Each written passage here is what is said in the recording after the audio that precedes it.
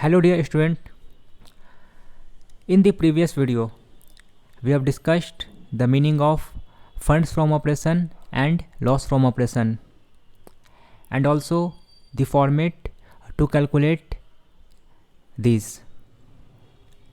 In this video we will solve a practical question to find out funds from operation.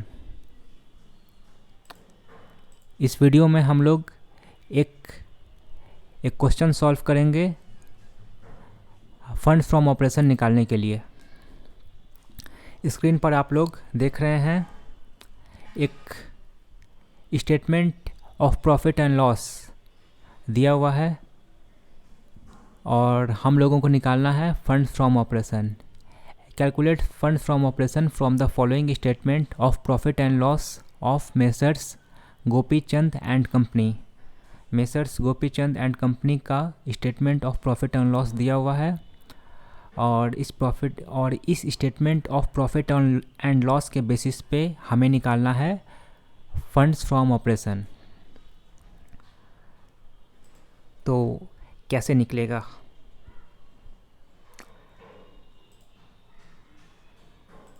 जैसा कि मैंने बताया था पिछले वीडियो में कि नेट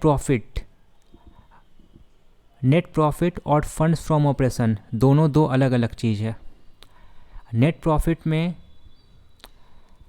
प्रॉफिट में से नॉन कैश और नॉन ऑपरेटिंग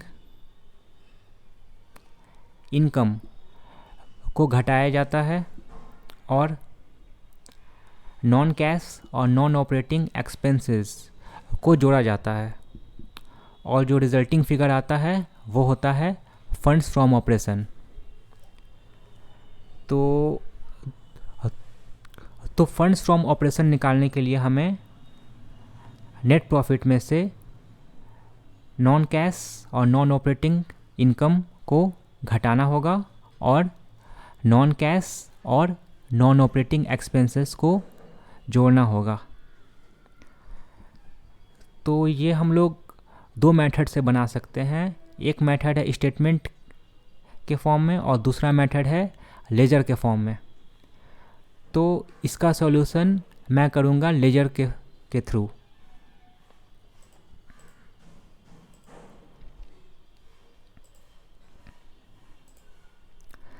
ये क्वेश्चन है, ठीक है।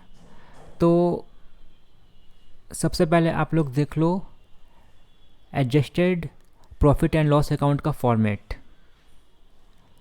फंड्स फ्रॉम ऑपरेशन निकालने के लिए हम लोग adjusted profit and loss account का लेजर बनाते हैं। तो सबसे पहले हम लोग बनाएंगे adjusted profit and loss account का लेजर।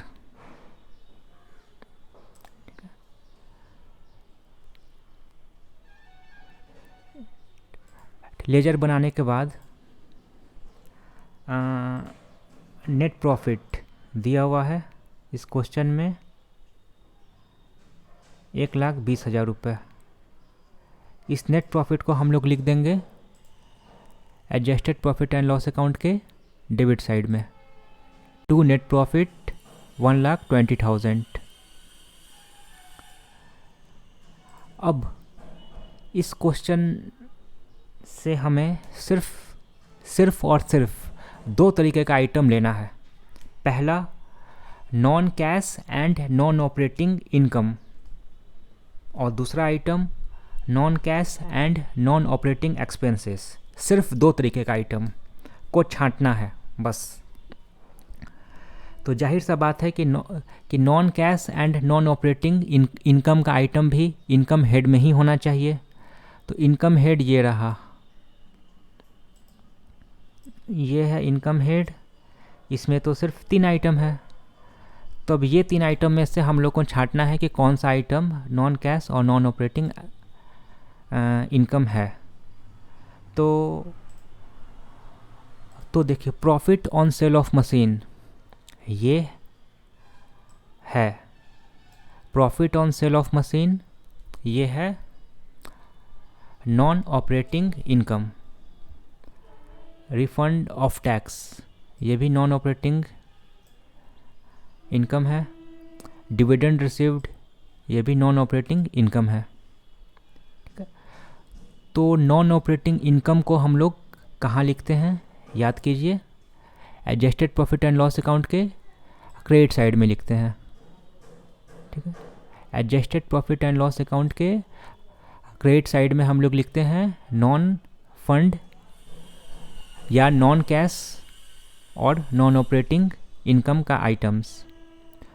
तो profit on sale of machine 5,000 रुपये, प्रॉफिट, इसका कलर चेंज कर देता हूँ मैं, profit on sale of machine 5,000 को हम लोगों ने लिख लिया adjusted profit and loss account के क्रेडिट साइड में।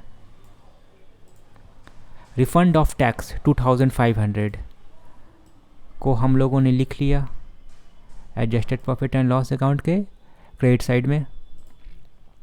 डिविडेंड रिसीव्ड 2,500, इसको भी हम लोगों ने लिख लिया adjusted profit and loss account के क्रेडिट साइड में। बस अब हम लोगों को इस क्वेश्चन में अब हम लोगों को एक चीज़ और छांटना है, वो है non cash and non operating expenses. तो जाहिर सा बात है कि ये चूँकि एक्सपेंस है तो एक्सपेंस में ही होना चाहिए। तो एक्सपेंस का आइटम है ये सब,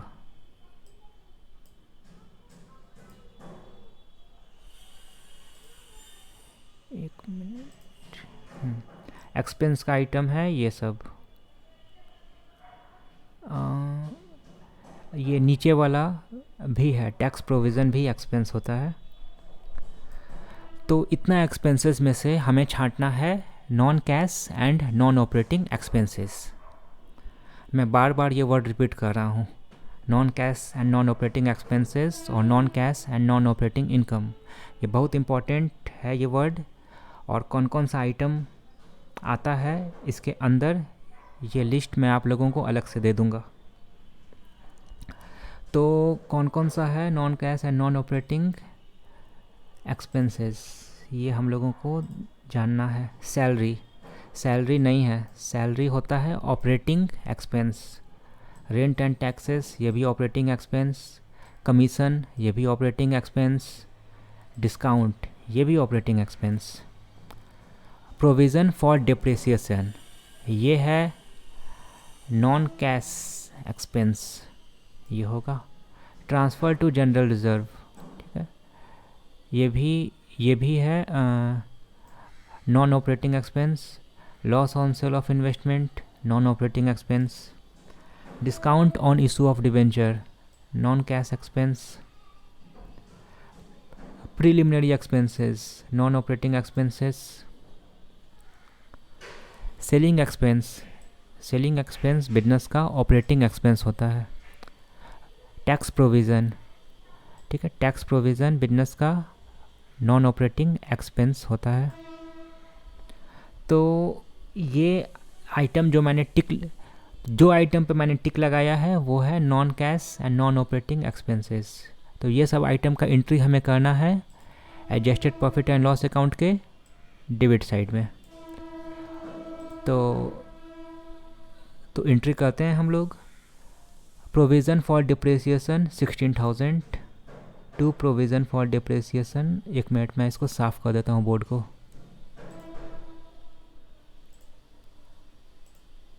provision for depreciation 16,000। Transfer to general reserve 18,000। To loss on sale of investment 5,000। Loss on sale of investment 5,000। Discount on issue of debenture 1,500। Discount on issue of debenture 1,500। Preliminary expenses 3,500। Preliminary expenses 3,500। Provision for tax 10,000। Provision for taxation 10,000। बस सारा item को हम लोगों ने लिख लिया अब इस statement of profit and loss account में कोई भी आइटम नहीं बचा। अब adjusted profit and loss account का डेबिट और क्रेडिट साइड का टोटलिंग करते हैं हम लोग। तो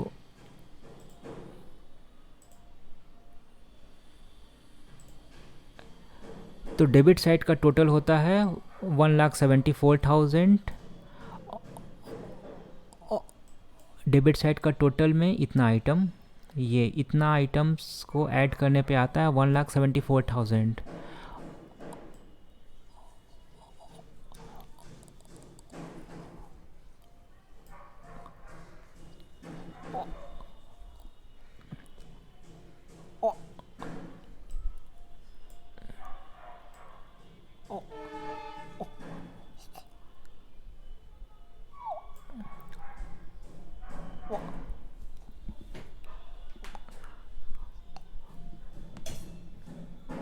क्रेडिट साइड का टोटल होता है 10,000।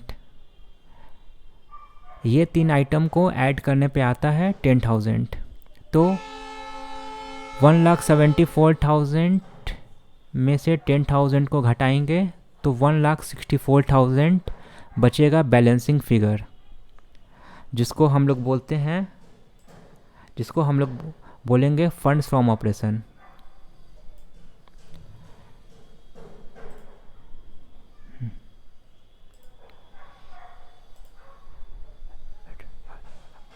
ठीक है, ये क्वेश्चन को समझने में कोई भी प्रॉब्लम हो तो मुझे ईमेल, मैसेज या कॉल कर सकते हैं।